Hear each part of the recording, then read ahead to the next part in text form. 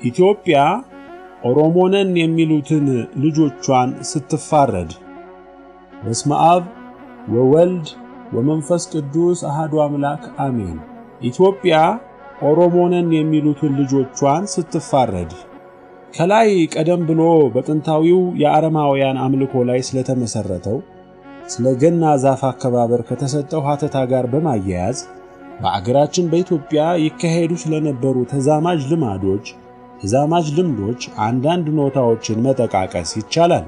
ይሄውም እስከ ቅርብ ጊዜ ድረስ ዛፉን ቅቤ እየቀቡና ልዩ ቀለማት ያላቸውን ጨርቆች በግንዱ ዙሪያ በማሰር እያስጌጡ ባዕድ አምልኮአቸውን የሚፈጽሙ ወገኖች እንደነበሩ የሚያስታውሰው ዝክረ ነገር ነው። ጋላ የሚለው ቃል ለማንኛውም ግለሰብ ወይም ጎሳ የሚሰጥ የግብር ስም እንጂ ለተለየ ግለሰብ ወይም ጎሳ የተሰጠ የተጸውዓ ስም አይደለም። ቀድሞ በዘመነ ኦሪት ያልተገረዘ ቀጥሎም በዘመነ ክርስትና ያልተጠመቀ ወገን ሁሉ ጋላ ይባላል። ስለዚህ በዛፍ ላይ ይደረግ የነበረውን ያን የመሰለውን አምልኮ ይፈጽሙ የነበሩ ወገኖች በቅዱሱ ኪዳን ሕዝብ ዘንድ ጋሎች እየተባሉ ይጠሩ የነበሩት ከዚሁ አምልኮአቸው እንደነበረ ሊታወቅ ይገባል።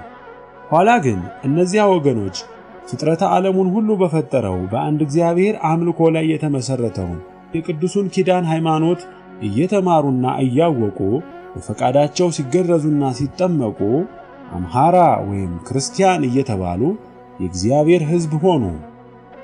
በኢትዮጵያዊነታቸውም ኢትዮጵያን ይኸው እስከ ዛሬ ኢትዮጵያ አሰኝተዋት ኖሩ። እነሆ ዛሬም ይኖራሉ።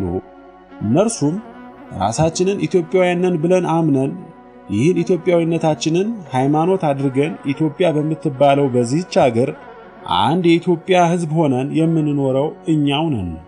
በአሁኑ ጊዜ ግን ራሳቸውን እንደ አንድ የተለየ ብሔረሰብ በመቁጠር መጠሪያቸውንም ቀድሞ በኦሞ ወንዝ አካባቢ ሰፍረው በነበሩት በጥንቶች ነዋሪዎች መታወቂያ ወረ ኦሞ፣ በዛሬው ሕዝባዊ አነጋገር ደግሞ ወረሞ ወይም ኦሮሞ ብለው በመሰየም ማንነታቸውን ለይተው መጓዝ የጀመሩት ወገኖች ይህን የመሰለውን አምልኮ በኢትዮጵያ አንሰራርቶ እንዲቀጥል የሚፈልጉ መሆናቸውን እነሆ በድርጊታቸው እንመለከታለን። ይሁን እንጂ የእነዚህ ወገኖች አባቶችና እናቶች ቀደም ብለው ከፍተኛ መስዋዕትነት በመክፈል ለኢትዮጵያዊነት ዓላማ የፈጸሙትን ታላቅ ሙያና ያበረከቱትን ዘላለማዊ ፍሬ እስቲ ለአንድ አፍታ መለስ ብለን በማስተዋል እንመልከተው። ይህም በጥንቱ ጊዜ በዚህ ረገድ በመለኮታዊው ምስጢርና ኃይል የተከናወነውን እጹብ ድንቅ ሥራ የሚያስታውስ ነው። የዚህ ብሔረሰብ አባል የሆነ ማናቸውም ግለሰብ ወንድ ወይም ሴት በቅዱሱ ኪዳን ሃይማኖት ሲያምን እየተጠመቀ በኢትዮጵያ ውስጥ ቀደም ብለው የነበሩት ሌሎች ብሔረሰቦች ኦሮሞው ጭምር ተስማምተው በመሰረቱትና በሚኖሩበት የኢትዮጵያዊነት ህብረተሰብ ውስጥ አባል ይሆናል። ያም በቅዱሱ ኪዳን ሃይማኖት ላይ የተመሰረተው ኢትዮጵያዊነት ለዚያ ግለሰብ በቅድሚያ የሚያረጋግጥለት እርሱ በቋንቋው ዋቃ እያለ በዛፍ ያመልከው የነበረው የዛፉና የሌላው ፍጥረት የራሱም የሰው ፈጣሪ የሆነው እግዚአብሔር ወልድ በመጨረሻው ዘመን ከኢትዮጵያዊቷ ቅድስት ድንግል ማርያም ሰው ሆኖ ተወልዶና ኢየሱስ ክርስቶስ ተብሎ ፍጥረቱን በተለይም በመልኩ የፈጠረውን የሰውን ዘር በሙሉ ያዳነ መሆኑን ነው። ከዚያ ቀጥሎ ለዚሁ ሰው ለተባለው ፍጡር እርሱ እግዚአብሔር በመጀመሪያ አጎናጽፎት ከነበረው ከመልካሙ የገነት ሕይወት አሸፍቶና አስወጥቶ በባዕድ አምልኮም ስም አስሮ ከሚያሰቃየው ከዲያብሎስ የጭካኔ አገዛዝ ማለትም ከክፋት ከኃጢአትና ከሞት ነፃ ያወጣው መሆኑን ያረጋግጥለታል። በመጨረሻም ያ ግለሰብ በዚህ ዓለም በሚያሳልፈው ምድራዊ ኑሮ ጥላቻና ጦርነት የሌለበትን የሰላምና የብልጽግና ዕድሜን በሚመጣው ዓለም የዘላለምን ሕይወት ያወረሰው መሆኑን ያስተማምንለታል። በዚህ ጊዜ ያ ግለሰብ አማሃራ ሆነ ይባላል። ነፃ ወገን ሆነ ማለት ነው። ቃሉ በግዕዙ ትርጉም ሲተነተን አም ማለት ሕዝብ፣ ሃራ ደግሞ ነፃ ማለት ሲሆን ነፃነቱም ከባዕድ አምልኮ ከዲያብሎስ ወይም ከሰው ተገዥነት ከኃጢአት ቀንበር ከሞት ባለዕዳነት ተላቆ በእግዚአብሔር ልጅነት ለመኖር መብቃት ነው። ቋንቋውና ፊደሉ ይኸው ኢትዮጵያዊ ህብረተሰብ ተስማምቶ የፈጠረው አማርኛ ወይም ኢትዮጵያኛ ይሆናል። ዛሬ በኢትዮጵያ ውስጥ አማራ ተብሎ በኢትዮጵያዊነቱ የሚኮራውና ይህን ኢትዮጵያዊነቱን እያስከበረ ያለው ህብረተሰብ በዚህ መልክ የቅዱስ ኪዳን ህዝብነትን በፈቃዱ እየተቀበለ በጋብቻ ሥርዓት እየተዋሃደና እየተወለደ ከውስጡ የሚነሱትን ጸበኞች እየመከረ እያስታረቀ ከውጭ የሚመጡበትንም ወራሪዎች በእውነተኛ ፍቅር በተጠናከረ ክንዱ እየመለሰ ለረጅም ዘመናት በስምምነት የኖረው ይኸው ራሱ የኦሮሞ ብሔረሰብ ጭምር በሥጋ ብቻ ሳይሆን በነፍስና በመንፈስም አንድ የሆነበት ወገን ነው፣ ሌላም አይደለም። እግዚአብሔር ከጥንት ጀምሮ በጥበቡ የሠራው ይህ ኢትዮጵያዊ የሚያሰኘው የሕዝብ አንድነት በተለይ ከቅርብ ጊዜ ወዲህ በኢትዮጵያ ምድር ላይ በበለጠ እየሰፋና እየበረከተ የታየው የዛሬ 400 ዓመታት ግድም በ16ኛው ምዕተ ዓመት አህመድ ግራኝ ኢትዮጵያን በወረረ ጊዜ እስከ ህንድ ውቅያኖስ ሲደርስ የነበረው የቅዱሱ ኪዳን መኖሪያ አገር እየተለቀቀ ሲመጣ የኦሮሞ ብሔረሰብ ደግሞ በብዛት እየሰፈረበት በመሄዱ እንደነበረ ይታወሳል። ይህም የሚታወቀው ቦታዎቹ፣ ተራሮቹና ወንዞቹ አንዳንዶቹ የነበረው የጥንት ስማቸው እየተለወጠ በአዲስ የኦሮምኛ ስም በመተካቱ ነው። እንግዲህ የዓለሙ ፈጣሪ እግዚአብሔር ቀደም ብሎ በዚህ መጽሐፍ ውስጥ በሰፊው እንደተብራራው የዛሬ 2000 ዓመት ገደማ ሰው የሆነውና መከራን ተቀብሎ በመስቀል ላይ የሞተው በመጨረሻም በትንሣኤው መልካም ሕይወትን ለፍጥረቱ ያበሰረው እኛን በኢትዮጵያ ያለነውን ብሔረሰቦች ብቻ ሳይሆን በምድር ላይ ተበትኖ በዘርና በሃይማኖትም ተለያይቶ የሚኖረውን መላውን የዓለም ሕዝብ አንድ ለማድረግ ስለሆነ ይህን አንድነት ለማፍረስና ለመለየት መሞከር እግዚአብሔር አንድ ያደረገውን ሰው አይለየው የሚለውን መለኮታዊ ቃሉን ማፍረስ ነውና ይህን ወደ መሰለው ክፉ አቅጣጫ ያመራ ዓላማን የተከተሉ ወገኖች ቢኖሩ ይህ አቋማቸው ያው በቅርቡ በኤርትራ መገንጠል ምክንያት የደረሰውን የእልቂት አይነት የሚያስከትል መቅሰፍት መጋበዝ እንዳይሆንባቸው ራሳቸውን በእውነተኛ ንስሐ በጊዜው እያስተካከሉ በቅዱሱ ኪዳን ኢትዮጵያዊነታቸው እንዲጸኑ ከዚህ ውጪ የሆኑትም የራሳቸውን ለዚህ ኢትዮጵያዊነት እንዲያበቁ ባለኝ የኃላፊነት ግዳጅ ሁሉንም አደራ እላለሁ። የዲያብሎስ የሆነው ሐሰት ጎዳናው ጥፋት መጨረሻ ደግሞ ሞት ነው። እግዚአብሔር የሆነችው እውነት ግን መንገዷ ልማት ፍጻሜዋም ሕይወት ነው። ይህን ሁሉም በራሱም በሌላውም ደርሶ አይቶታል። ሌላ ነጋሪ አስተማሪ አያስፈልገውም። ስለዚህ እያንዳንዱ ግለሰብ ለየራሱ ደህንነት ሲል የሚበጀውን አውቆ ተገቢውን ሊፈጽም ይገባል። ለዚህም የቅርቦቹን ጥቂቶቹን አባቶቻችን ለአብነት ብንጠቅስ እነ አፄ በካፋ፣ እነ ራስ አሊ፣ እነ ራስ ጎበና፣ እነ ፊታውራሪ ሀብተ ጊዮርጊስ፣ እነ ደጃዝማች ባልቻ፣ እነ አለቃ ደስታ ነገዎ፣ እነ ደጃዝማች በቀለ ወያ፣ እነ ደጃዝማች ገረሱ ዱኪ፣ እነ ጦር አዝማች ጄኔራል ሙሉጌታ ቡሊ፣ እነ ደጃዝማች ክፍሌ፣ እነ ጦር አዝማች ጃጋማ ኬሎ፣ እነ ጦር አዝማች ወልደ ስላሴ በረካ፣ እነ ፊታውራሪ አባይነ ፊኖና ሩጋ አሻሜ ከሌሎቹ ከብዙዎቹ መካከል ለኢትዮጵያዊ ማንነት አንጸባራቂ ከዋክብት ሆነው የሚቀርቡ የኢትዮጵያ ታማኞች ልጆች ናቸው።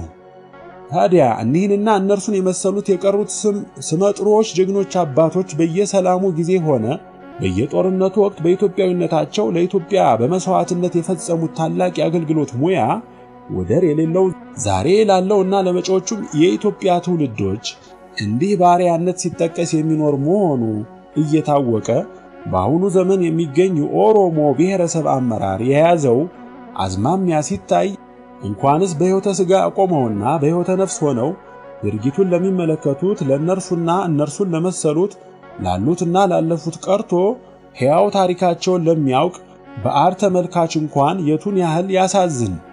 በእነዚያ አባቶቹና እናቶቹ እውን ሆኖ የተከሰተውን በዚህም መጽሐፍ ውስጥ የተብራራውን በዓለም ሕዝቦች ዘንድ ማራቶኑ ሩጫ ያለውን ቀዳሚ ስፍራ እንዲይዝ በሚያኮራ መልክ የሚያረጋግጥለትን ኢትዮጵያዊነቱን ትቶ በሌላ ማንነት ለመተካት እየተከተለ ያለውን መንገድ ሲያዩት ምንኛ ያስለቅስ።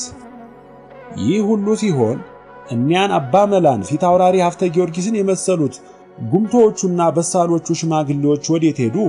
ብልህነታቸውና በነገር ስልት አዋቂነታቸው ቆይዋ ሊደር እያሉ ከባዱን ጉዳይ እንዲቃለል ውስብስቡንም ችግር መፍትሄ እንዲያገኝ የማድረግ የተፈጥሮ ችሎታ ያላቸው አዛውንቶች ወዴት ነው ያሉት? ፋሺስት ጣሊያን እንደዚህ እንደዛሬው የኢትዮጵያን ሕዝብ በጎሳና በቋንቋ ሊለያይ የተበተበውን መረብ በዘረጋበት ጊዜ በፋሺስቱ ገዢ ፊት ነጭ ጤፍና ጥቁር ጤፍ አስመጥተው በአውድማ ላይ ለየብቻ በማፍሰስ ካሳዩት በኋላ ቀጥሎ ሁለቱንም አይነት ጤፍ እንዲያደባልቅ አድርገው በልስቲ አሁን ነጩንና ጥቁሩን ጤፍ ለይልኝ ባሉት ጊዜ አይቻለኝም ስላላቸው ይኸውልህ ኢትዮጵያዊ ማለት ይህ ነው ብለው ለእውነት ሲሉ ሳያፍሩ ራሳቸውን ለሞት መስዋዕትነት እስከ ማቅረብ የደረሱ ይህ አይነቱን ሙያ የፈጸሙ አባ ጅፋርን የመሰሉ የአገር ቀንደኞች ዛሬ የሉም ማለት ነውን? በሕይወተ ሥጋ ብቻ ሳይሆን በሕይወተ ነፍስም አንለያይም በማለት ቀሪው ሥጋዬ ከአፄ ምኒልክ አጠገብ ይረፍልኝ የሚለውን ቃላቸው የተፈጸመላቸው የመጀመሪያው የአፄ ምኒልክ የጦር ምሉክ ሚኒስቴር ፊታውራሪ ሀብተ ጊዮርጊስ ከእርሳቸውና ከሌሎችም ታማኞች ኢትዮጵያውያን ጀግኖችም ጋር የጣሊያንን ጦር አድዋ ላይ ድል ያደረጉት ደጃዝማች ባልቻ አባ ነፍሶ ዛሬ ከየመቃብሮቻቸው ብድግ ብለው እየተካሄደ ያለውን ጉዳይ ቢያዩ ምን ይሉ? ፋሺስት ጣሊያን በማይጨው ጦር ሜዳ ላይ ድል አድርጎ ወደ አዲስ አበባ መገስገሱን ሲሰሙ ከሽምግልና መከዳቸው እንደ ጎልማሳ ብድግ ብለው በመፎከር አሁን ከአፄ ከምኒልክ በፊት በሕይወተ ነፍስ ቀርቤ ሲጠይቁኝ ምን ብዬ መልስ ልሰጣቸው ነው? አድዋ ላይ ድል ያደረግነው የዘር ጠላታችን የጣሊያን ጦር ማይጨው ላይ እንዴት ሆነ ብለው ቢጠይቁኝ ምን መልስ ልሰጣቸው ነው? አሸንፎ ኢትዮጵያን ወረረ ልላቸው ነውን? አይታሰብም። ና ጋሻ ጦሬን ስጠኝ፣ ጎራዴን አስታጥቀኝ፣ ፈረሴን ጫን ብለው ለዘመቻ ተነስተው ጠላትን የተጋፈጡና በቾ ውስጥ አበቤ በሚባለው ስፍራ ለኢትዮጵያዊነታቸው የተሰዉት እኒህ ባልቻ አባ ነፍሶ አይደሉምን?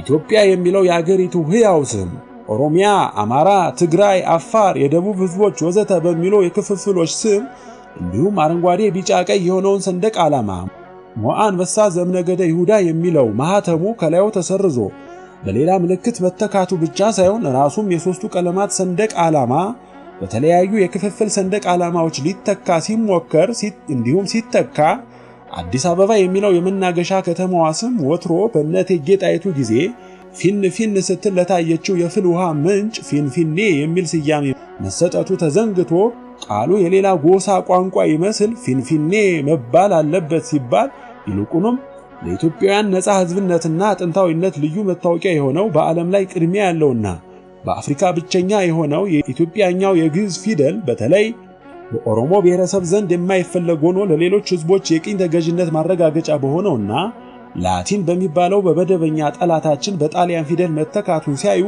ከቶ ምን ይገርማቸው፣ የቱን ያህል ያሳዝናቸው።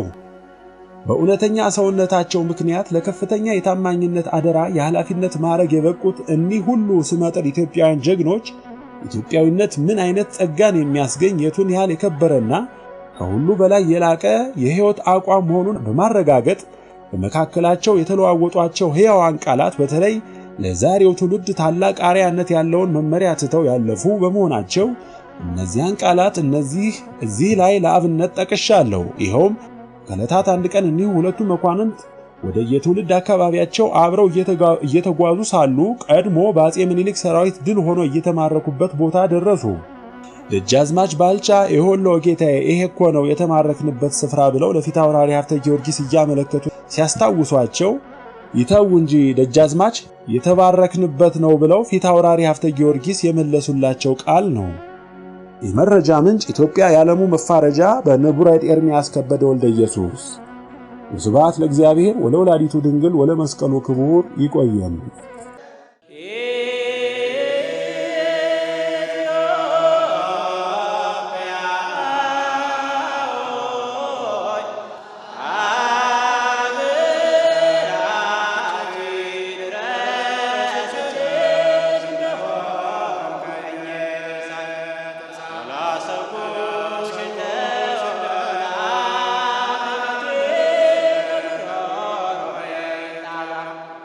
Yeah.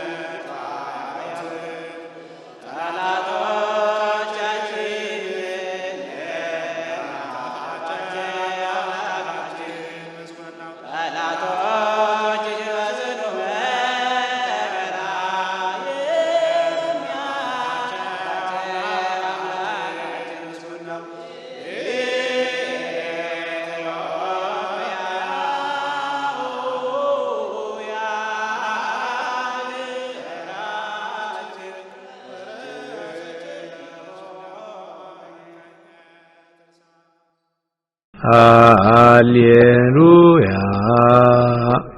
ሰላም ለኪ ኦ ማርያም ደብረ መቅደሱ ለእግዚአብሔር ሰላም ለኪ እንተ መልዕልተ ኩሎሙ ቅዱሳን። በስመ አብ ወወልድ ወመንፈስ ቅዱስ አሃዱ አምላክ አሜን። እነሆ የማርያም መንገድ ማምለጫ መዳኛ ለአዳም ዘር በሙሉ። የእግዚአብሔር አንድነት ፍቅር የእመቤታችን ቅድስት ድንግል ማርያም አማላጅነት ከሁላችሁ ጋር ይሁን እያልን የማርያም መንገድ የተሰኘ አዲስ መንፈሳዊ ሚዲያ ይዘን ቀርበናል። በዚህ መንፈሳዊ ሚዲያ አብ ወልድ መንፈስ ቅዱስ ያዘጋጁት እምዬ ቅድስት ድንግል ማርያም የባረከችው የሥጋና የነፍስ ምግብ የሆኑ ሀልዎተ እግዚአብሔር፣ ትምህርተ ሃይማኖት፣ ክብረ ድንግል ማርያም፣ ዝክረ ቅዱሳን፣ ገድለ ቅዱሳን፣ የኢትዮጵያ ኦርቶዶክስ ተዋሕዶ ቤተ ክርስቲያን ታሪክ፣ ሥርዓተ ቤተ ክርስቲያን፣ የሀገራችን ቅድስት ኢትዮጵያን ታሪክ፣ የኢትዮጵያ ነገሥታትና የጀግኖች አርበኞች ታሪክ እንዲሁም መንፈሳዊ ዘጋቢ ፊልም ያገኙበታል። የማርያም መንገድ ማለት መዳኛ ወይም ማምለጫ ማለት ሲሆን ትውልዱ ስለ ኦርቶዶክስ ተዋሕዶ ቤተ ክርስቲያንና ሀገረ እግዚአብሔር ሀገረ ማርያም ተብላ ስለምትጠራው ቅድስት ኢትዮጵያ ታሪኳንና ማንነቷን እንዲያውቅ አውቆም የራሱን ቅዱስ የሆነ ታሪክ እንዲሰራ ለማስቻል የሚሰራ ኢትዮጵያዊ ቀለም፣ ኢትዮጵያዊ አሻራ ያለው ሚዲያ ነው። በውኑ ኢትዮጵያዊ መልኩን ወይስ ነብር ዥንጉርጉርነቱን ይለውጥ ዘንድ ይችላልን? በዚያን ጊዜ ክፋትን የለመዳችሁ እናንተ ደግሞ በጎ ለማድረግ ትችላላችሁ። ትንቢተ ኤርምያስ ምዕራፍ 13 ከቁጥር 23። ይህንን መንፈሳዊ ሚዲያ ለመደገፍ ሼር፣ ላይክ፣ ሰብስክራይብ ያድርጉ። እናመሰግናለን። እነሆ ከዛሬ ጀምሮ ትውልድ ሁሉ ብፅዕት ይሉኛል። የሉቃስ ወንጌል ምዕራፍ 1 ከቁጥር 48። ሰላም ለኪ እንተ መልዕልተ ኩሎሙ ቅዱሳን